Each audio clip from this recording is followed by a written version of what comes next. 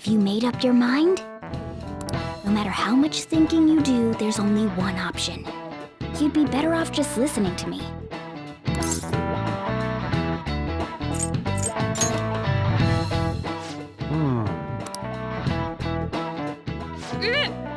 Meow!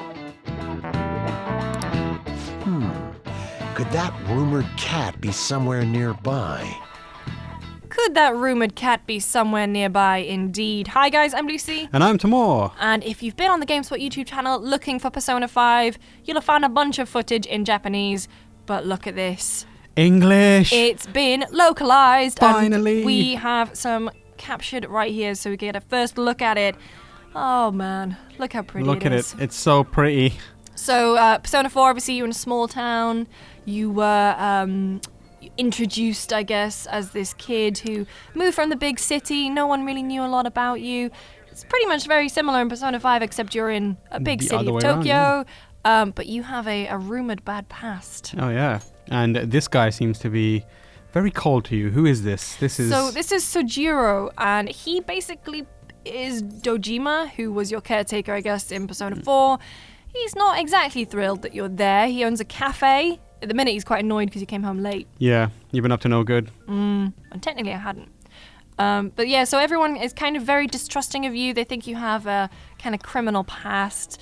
But here we can see you're kind of conversing with your confidants. Yeah, those are the replacements for like social links. All Well, the people it's that you more of an upgrade, I guess. Yeah.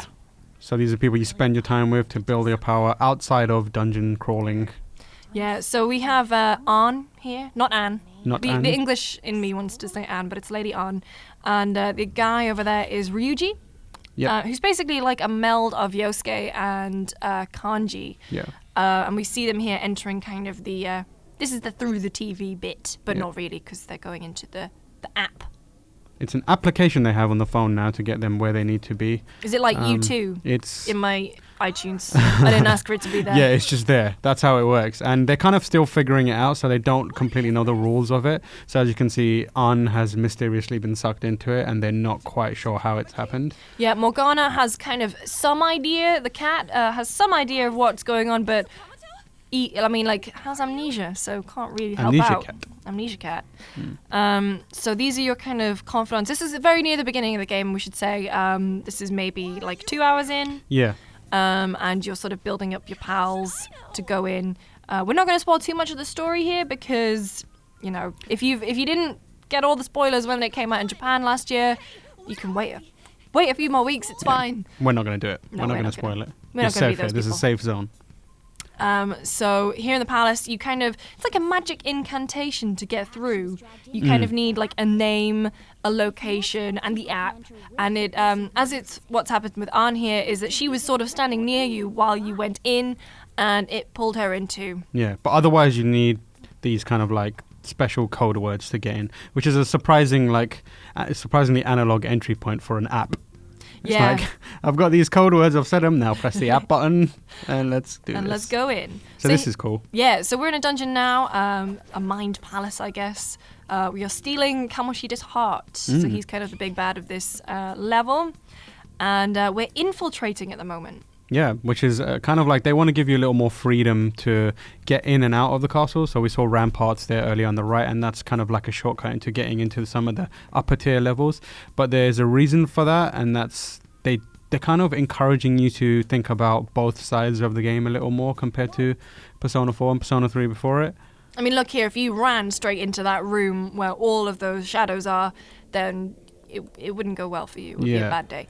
So they're giving you the opportunity to sort of sneak around the outside. You'll see in a minute as well. Look, I mean, the guards, the shadows kind of actually like talk now, as opposed to just kind of going because, of course, shadows are born from people's hearts. So you might recognize this one, actually. Beguiling Girl, you mean? Beguiling Girl. She looks awfully like Pixie. Yeah. So we're getting to see a Hold Up, which is new. Hold Up, which is new to Persona 5. So in 4, to get new personas, you would get these Arcana cards. But now you can talk to them and basically do a Bob Geldof. Give us all your money. Wow. Or you can ask for an item.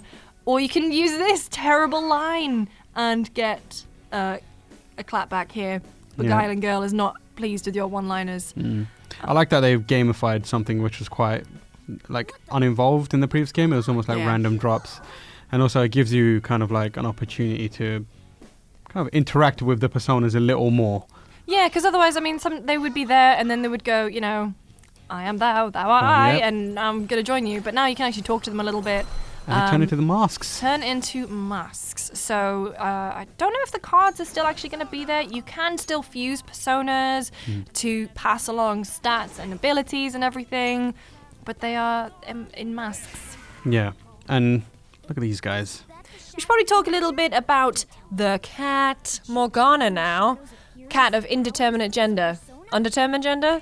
Indeterminate gender, Unknown gender. unknown gender, yeah. So Morgana serves the function of Teddy, kind of. Basically, and also, Teddy meets Rise. Yeah. So he, she can. It's never explicitly said, but they can give you directions in battle, kind of analyze, but also they have their favorites amongst the cast. Morgana is looking for a waifu too. Just look at the way Morgana looks at Ann. It's Yeah. adorable. And the cat also has a catapult. Love this wordplay. And you start each dungeon with like a limited amount of ammo, and you obviously have to replenish that over time because Naoto had a gun, right? Yeah, And she never ran out of bullets there. No. The lovely AI there. So here, this next bit is really cool, and so basically what happens is we're gonna get sprung on here, and instead of the shadows just having like a 1-up, it changes the way the battle looks completely. So it starts off with you actually being surrounded by the enemies as opposed to the other way around, and you are totally on the defensive, and you can't escape from the battle because the enemies have sprung on you. Yeah, so which it is wants quite cool. to start you off on the back foot in a more meaningful way. Like you had that in the previous games where the shadows would get up on you and hit you and they'd maybe take a strike first. But this feels a little more like challenging, so you're surrounded, and if you really want to like get away from battles, you need to engage a little bit at the very least. So you have to take one or two of them out to give you an opening to escape. So it's just adding a little more strategy to something that, was quite throwaway in the previous games. Yeah, I do actually really like that they've done that, because I mean certainly once you got to the like grinding stage of Persona 4, which was admittedly a lot of Persona 4. Yeah. You could kind of just like roll through battles and not really think about what you were doing. But Yeah. now with the hold up stuff, you can get items and money and new personas, and also when you're running around, it'll come up in a second. You kind of have a detection meter. Yeah. So you can sneak. I mean, the game's not outwardly saying sneaking around is better, Yeah. but there are incentives for you to do that. Yeah. So you see here, we set off some alarms. Yeah, so if you want to be that person who doesn't want to engage in fights and you want to, just get to your objective without engaging too many enemies, it gives you a mechanical way to do that. Instead of just trying to fudge it by kind of like just running around the edges, it's like if you're quiet, you can get away with a little more sneaking. And conversely, it's giving you a sprint as well. So if you want to like really be over the top about it and get away from enemies or whatever it may be, get around the dungeon a bit quicker, you can do that too. So here, we forgot Ann. She's in a bit of a pickle. We're not going to really go into the story stuff too much, but the guy in the robe and crown and pink speedos and not much else is Kamoshida, and he is the Not very king. wholesome, that guy. No, he's not, but he's the king of this palace, and Ann is kind of in a pickle. Yeah, and you might notice there's an aunt standing next to him as well. It's a bit weird. Yeah, it is. What's going on there? What's going on We there? won't say. It's your boy. I recognize this guy. Yep. So his name is Belphegor? Yep. From Persona, probably 3 and 4. Yep. The king on his throne. You selfish lass. I love that they've sort of gone above and beyond with the localization Injecting a bit of personality into the English version, which is often lost in localizations, or can be lost in a lot of JRPG localizations. Yeah, so we've got Ann, and her persona is called Carmen. What I like is that they still have the very Persona way of naming the abilities. So like Zio is electricity, Agi is fire and all that stuff, Dia to heal. Look at that all-out attack. Yep. So even those images give like more life and personality to each fight. A lot of flair in this game, a lot of like flourishes, and it's kind of what we've come to expect from Atlas and the Persona series, but they've really taken it up to a new level with this one. Like everything from like the menu system, instead of having the traditional box of attack, whatever it may be, items, which we're used to and has been a thing legacy in RPGs for years and years now, they've just given it a little extra style, and it kind of surrounds you and gives you more screen real estate to look at. He just pooped himself to heal. What else are you going to do? Poop?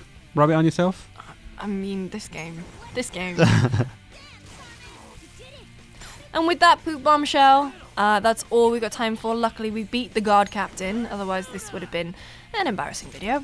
For more on Persona 5, it's coming out in the West April 4th. And if you play it in English, or you can play it in Japanese, they're giving you both voice tracks, which is quite cool. For more videos, make sure to like this one and subscribe to GameSpot on YouTube.